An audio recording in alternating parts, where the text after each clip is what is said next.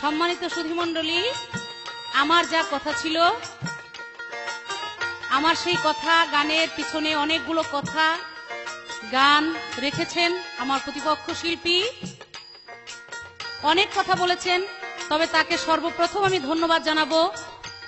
আমি যা না তার চাইতে অনেক বেশি প্রশংসা করেছেন তিনি আমার, এর জন্য আমি অসংখ্য ধন্যবাদ জানাচ্ছি। যে ভালো একটা মন আছে, প্রশংসা করতে কিন্তু মন লাগে, তবে আমাকে অনেক বেশি করেছেন প্রশংসা, সেজন্য অন্তত আপনাকে আমি ধন্যবাদ জানাচ্ছি। তবে একটা কথা পালার খাতিরে আমার বলতে হয় আপনাকে, যার বুদ্ধি হয় না 9 বছরে তার বুদ্ধি হয় না কিন্তু 90 বছরে। এই কারণেই আমি এই কথাটা বললাম। আমার যে গানটা ছিল সৃষ্টি জগতের প্রথম থেকে, যে কথাগুলি ধরে, ডিম্বের কথাগুলি ধরে আমি যেই কথাগুলি বলেছিলাম যে সেই নারীর চরণ তলে গিয়ে কিছু খুঁজো, সাধক মানুষ যারা তারা ওখানে গিয়ে কিছু সাধন ভজন করে জানার জন্য, বুঝার জন্য। তিনি দাঁড়িয়ে একটা গান দিলেন, পুরুষের বীজ গর্ভে লইয়া ভক্তি নারী চায় আগুন জ্বালাইয়া গায়। এত অল্পতেই যদি আপনার আগুন জ্বলে যায় তাহলে তো সমস্যা। হ্যাঁ, এর জন্যই বলেছি সব পুরুষ এক না। যারা সাধক পুরুষ তাদের কিন্তু সহজে এত আগুন জ্বলে না। সেই জন্য আমার গানটাও কিন্তু ওই রকম সাধক পুরুষদের জন্যই ছিল। আমিও চিন্তা করেছিলাম আপনাকে ওই রকম, কিন্তু আমার চিন্তা একটু ভুল ছিল। যাই হোক, উনি আমাকে অনেক কথা বলেছেন।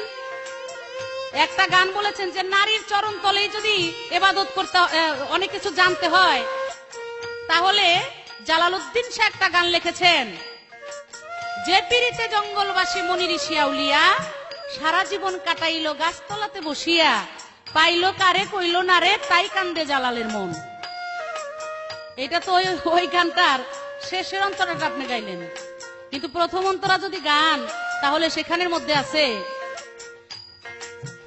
আমার মাওলার পীরিতের নাই পাঞ্জি পুথি, হায় হায় নাই পীরিতের ভেদ বিধান, আবার সময় মতে প্রণয় সুতে আপনি আপনি মারে টান, যার যেভাবে মন মজেছে, যার যেভাবে মন মজেছে সেইভাবেই সাধন ভজন থাকতে খোদা প্রেম সুধা পান করে নে পাগল মন। আস্তে সব যদি একভাবেই মন মজাবে তাহলে তো আল্লাহর এত দুনিয়ার এত কিছু সৃষ্টি করতে হইতো না। কেউ জঙ্গলে গিয়া সাধন করে, আবার হাদিস কোরআনের মধ্যে এই কথাও আছে, যার সংসার ধর্ম নাই, সংসার ধর্ম ঠিক নাই, তার আসলে কোনো কিছুই ঠিক নাই। যেই পুরুষের মধ্যে কাম নাই, কাম না থাকলে তো সে বিয়ে শাদী সংসার কোনো কিছুই করার দরকার নাই। হ্যাঁ, আর হাদিস বলেছে যার মধ্যে কাম নাই তাই সে হইল দাউস, আর যে দাউস তার জন্য বেহেশতই হারাম, সে যত সাধনাই করুক আর যাই করুক। কি বলবো আপনাকে, একটা গান শোনাই আগে, তারপরে। পুরুষের কপালে মাখে নারীর চরণ ধুলি, পুরুষের কপালে মাখে নারীর পদ ধুলি, আর দিও না নারীর সাথে বড় বড় বুলি, তুমি আর দিও না আমার সাথে বড় বড় বুলি, তুমি আর দিও না আমার সাথে বড় বড় বুলি, তুমি আর দিও না আমার সাথে বড় বড় বুলি। এমন ঔষধ নারীর কাছে ও তার প্রেমের ভান্ডে জমায় আছে, এমন ঔষধ নারীর কাছে প্রেমের ভান্ডে জমায় আছে, ওরে কত পুরুষ ডুবে মরছে পাইয়া ঠেলা জালি, কত পুরুষ ডুবে মরছে পাইয়া ঠেলা জালি, ওরে কত পুরুষ ডুবে মরছে পাইয়া ঠেলা জালি, তুমি আর দিও না নারীর সাথে বড় বড় বুলি, হায় হায় আর দিও না নারীর সাথে বড় বড় বুলি, আর দিও না নারীর সাথে বড় বড় বুলি, আরে আর দিও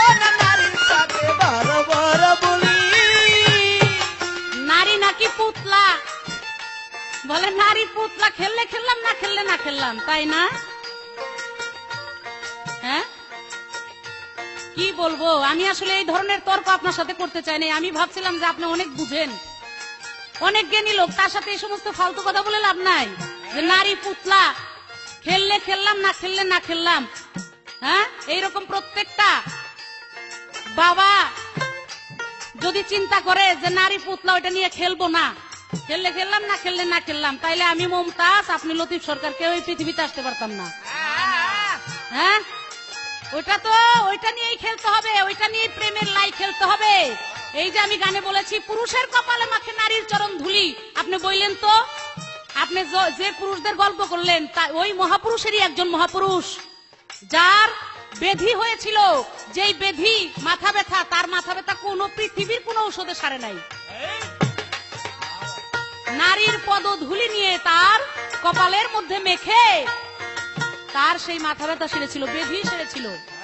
শ্রেষ্ঠ পুরুষ একজন, আর আপনি তো কি বলবো আর। হ্যাঁ,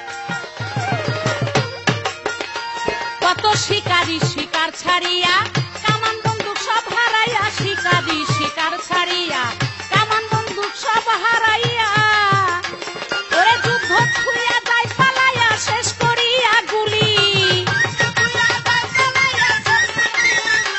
ওরে যুদ্ধ ছুঁয়া যায় পালাইয়া, শেষ করিয়া গুলি, আর দিও না আমার সাথে বড় বড় গুলি, তুমি আর দিও না নারীর সাথে বড় বড় গুলি।